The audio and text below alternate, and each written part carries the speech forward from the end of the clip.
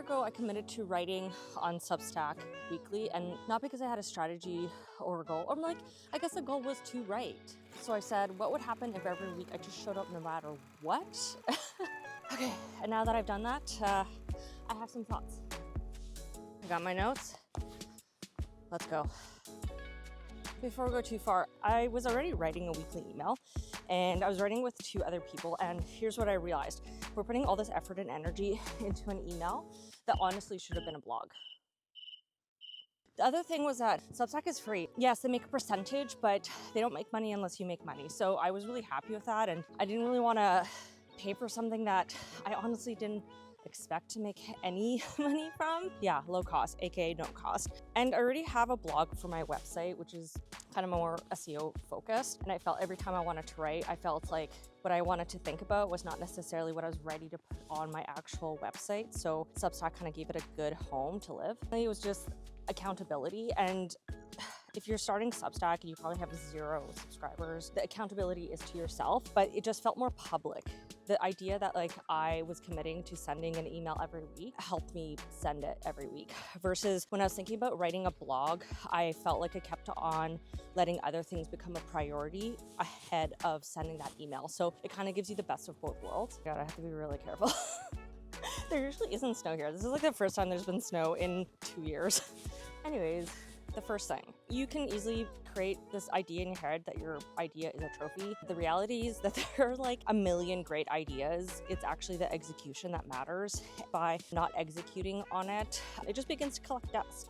And I was doing this myself. I am still doing this myself. There are plenty of things that I still want to do and I have not done. Yeah, some are related to time, and some of them are just I'm treating it as a precious thing. You're allowed to change your mind. There are times over the year where I did things a little bit differently, and they're going to look different this following year. So you don't actually have to have it all figured out. And I felt like I understood this for other areas of my life. Things are allowed to evolve.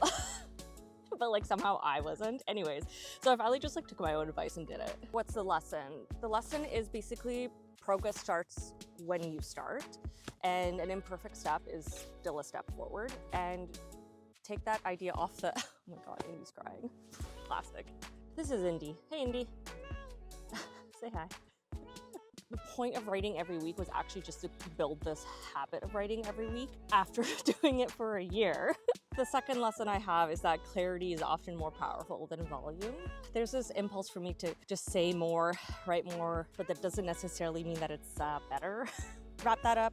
I guess the idea I'm bringing forward is, yes, habit is good, but volume does not necessarily mean it's better. So I keep wanting to stop so I can, catch my breath and just be normal. But every time I stop, Indy starts crying. So here we are.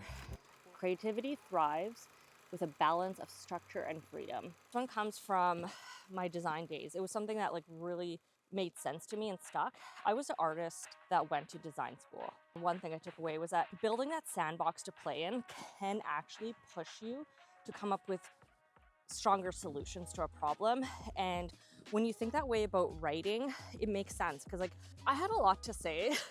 And by just never constraining myself or setting topics up in advance, I felt like I was constantly reacting to the world around me. That works to a point, and it could work potentially as a personal journal, but that wasn't the purpose of my Substack. Yes, it was a way to process my feelings and process my ideas about creativity, but it's also a place to practice being a writer and improve. So what I've realized, I can apply that same structure because structure is not an enemy to creativity. It can actually fuel it as well. So I've basically created a little bit of a sandbox for myself for this year. So I'm thinking in a year long term.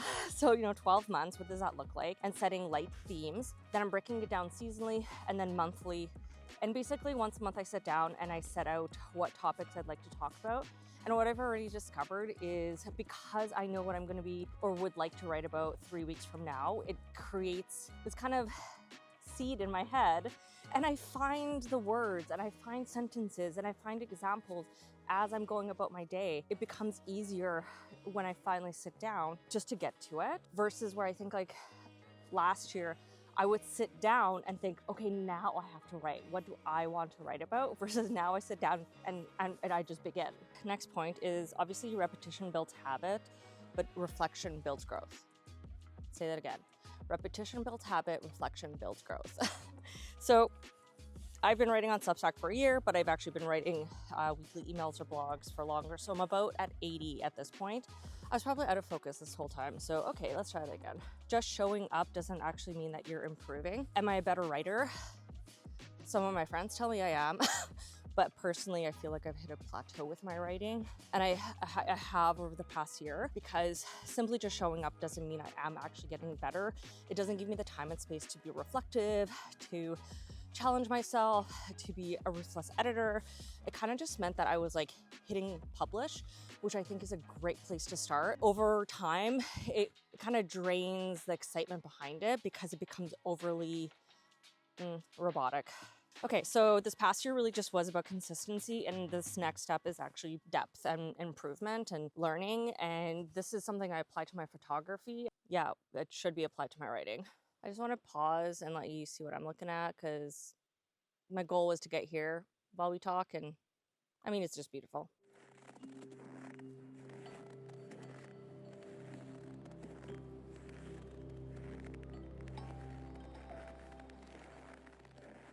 The next lesson I had to learn was that the personal is universal, and this isn't a new lesson for a lot of people, but it was one that I had to really connect with. And it doesn't mean say everything to everyone at all the time. Not everything should be put out into the world, but I do think a lot of things that I was experiencing are other things people are experiencing as creatives. And I can specifically think of even just like when my grandmother passed away, I had to get on a plane unexpectedly and fly back home. I wasn't sure if I was going to write that week, and I still did. And I wrote about processing grief through photography. I still tear up thinking about it, but writing and the photography was a way to help me process what was happening. And I think it connected with people, whether they, you don't have to be in the exact same situation, but potentially they also use this format or craft as a way to process how they feel.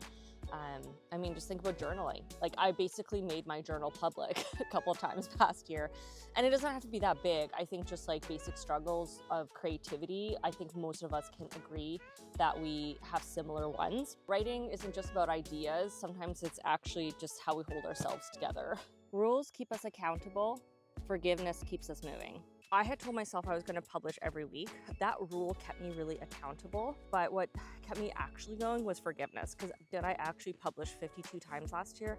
No, I think I missed 2, if not 3 weeks. Making writing a weekly habit gave me the structure that I wanted and needed, but it wasn't always easy. And so some weeks, what I really actually had to do was not do it and forgive myself and move on. When you have these like strict rules that have zero give, it's easy to quit. It's easy to be like, I didn't do it this week, therefore I shall never do it again.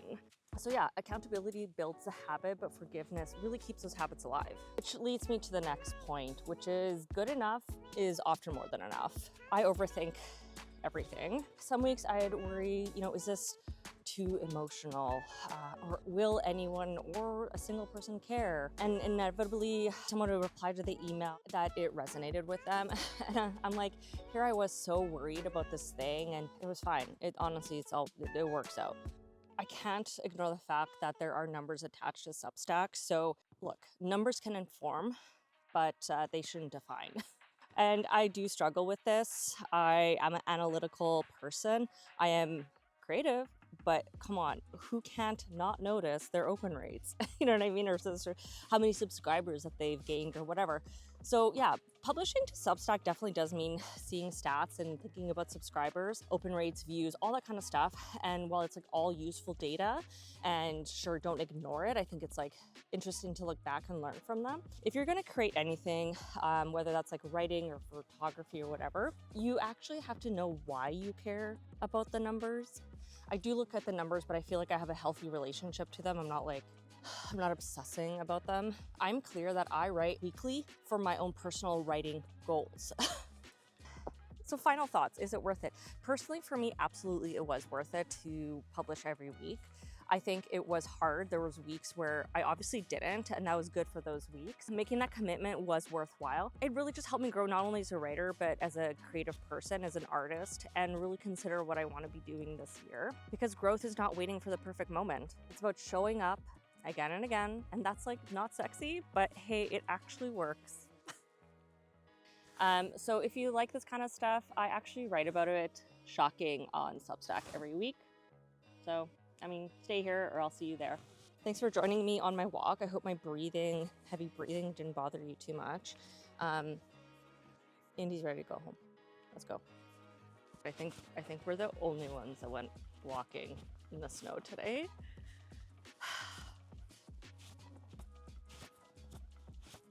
Stunning.